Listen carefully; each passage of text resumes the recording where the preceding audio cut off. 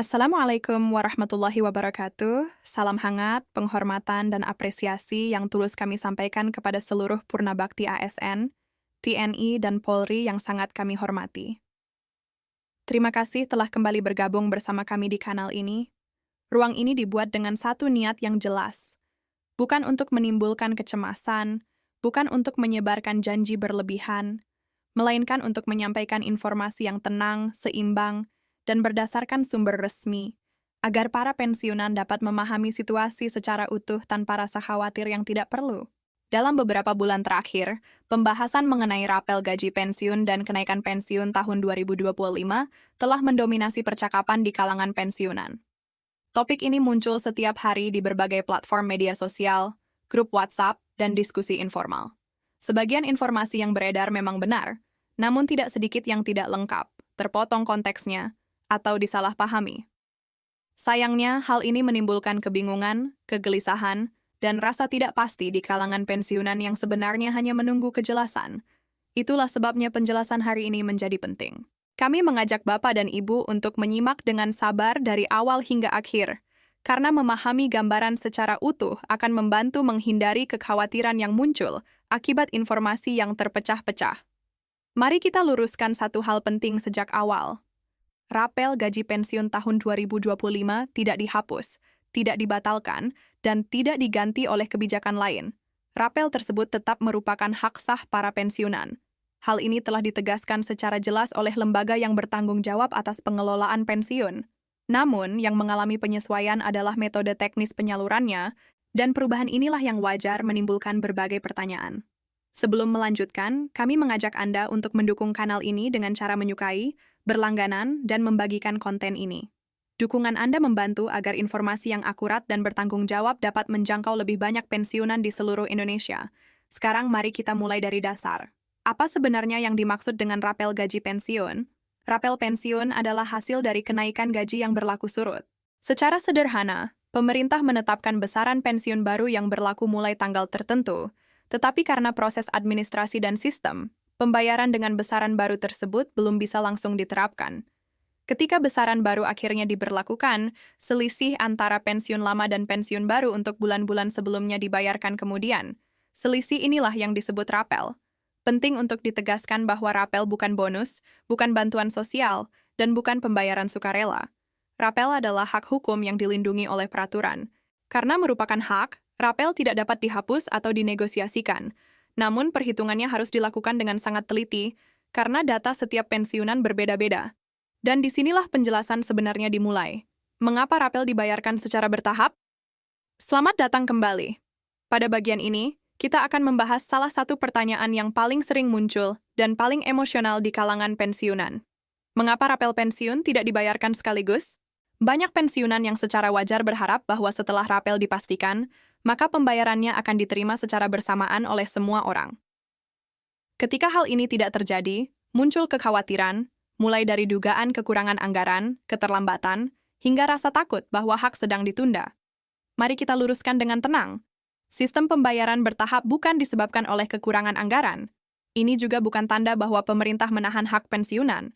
Sistem ini murni merupakan kebutuhan teknis dan administratif yang berakar pada akurasi data dan keamanan sistem. Indonesia memiliki jumlah pensiunan yang sangat besar. Setiap pensiunan memiliki profil yang unik, pangkat terakhir yang berbeda, masa kerja yang berbeda, jenis pensiun yang berbeda, serta riwayat penyesuaian yang berbeda pula. Ada yang menerima pensiun pribadi, ada yang menerima pensiun janda duda, ada yang pensiun puluhan tahun lalu, ada yang baru beberapa tahun. Semua variabel ini secara langsung memengaruhi perhitungan rapel. Jika pembayaran dipaksakan dilakukan serentak tanpa verifikasi penuh, risiko kesalahan akan meningkat secara signifikan. Kesalahan tersebut bisa berupa kelebihan bayar, kekurangan bayar, atau keterlambatan koreksi yang justru lebih lama. Untuk menghindari hal ini, pengelola pensiun menggunakan pola penyaluran bertahap. Biasanya, rapel mulai dicairkan secara bertahap sejak pertengahan bulan dan berlanjut pada minggu-minggu berikutnya, tergantung kesiapan data di masing-masing wilayah. Pendekatan ini memungkinkan setiap kelompok data diverifikasi secara cermat sebelum dana disalurkan. Perlu dipahami juga bahwa sistem penyaluran pensiun saat ini sangat bergantung pada sistem digital. Walaupun sistem ini meningkatkan efisiensi, tetap dibutuhkan tahapan validasi. Akurasi lebih diutamakan daripada kecepatan, agar pensiunan menerima haknya dengan tepat, tidak kurang dan tidak lebih. Jika Anda melihat ada pensiunan yang sudah menerima rapel sementara yang lain belum, hal tersebut bukan bentuk pilih kasih atau pengecualian. Itu semata-mata mencerminkan urutan selesainya verifikasi data. Kesabaran dalam proses ini bukan berarti menyerahkan hak, melainkan perlindungan atas hak itu sendiri. Mengapa besaran rapel berbeda-beda? Selamat datang kembali. Salah satu topik paling sensitif di kalangan pensiunan adalah perbedaan jumlah rapel. Ada yang menerima jutaan rupiah, ada yang menerima jauh lebih kecil, dan hal ini tentu menimbulkan pertanyaan. Mari kita tegaskan dengan jelas. Perbedaan ini bukan bersifat sewenang-wenang dan bukan diskriminasi. Perbedaan tersebut adalah hasil dari perhitungan individual berdasarkan peraturan resmi.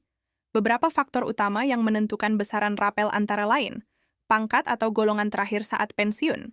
Pangkat yang lebih tinggi memiliki gaji dasar yang lebih tinggi, sehingga selisih penyesuaiannya juga lebih besar. Besaran pensiun dasar sebelum kenaikan. Rapel adalah selisih antara pensiun lama dan baru, dikalikan jumlah bulan berlaku surut. Jenis pensiun. Pensiun pribadi dan pensiun janda duda memiliki rumus perhitungan yang berbeda. Jumlah bulan penyesuaian yang belum dibayarkan. Ada pensiunan yang memiliki periode rapel lebih panjang dibandingkan yang lain. Jika semua faktor ini digabungkan, maka menjadi jelas mengapa rapel tidak bisa disamaratakan. Keadilan bukan berarti jumlah yang sama, melainkan penerapan aturan yang sama secara adil pada kondisi yang berbeda. Prinsip inilah yang menjamin setiap pensiunan menerima hak sesuai dengan rekam jejak pengabdiannya masing-masing. Kenaikan pensiun 2025 dan langkah ke depan. Pada bagian terakhir ini, mari kita fokus pada kebijakan besar di balik kenaikan pensiun tahun 2025 dan apa yang perlu dilakukan para pensiunan ke depan. Kenaikan pensiun tahun 2025 ditetapkan dengan mempertimbangkan tekanan ekonomi, tren inflasi, serta meningkatnya biaya hidup, khususnya biaya kesehatan, yang sangat memengaruhi para pensiunan. Tujuan utama kebijakan ini adalah menjaga daya beli dan memastikan kehidupan yang layak dan bermartabat bagi para purna bakti.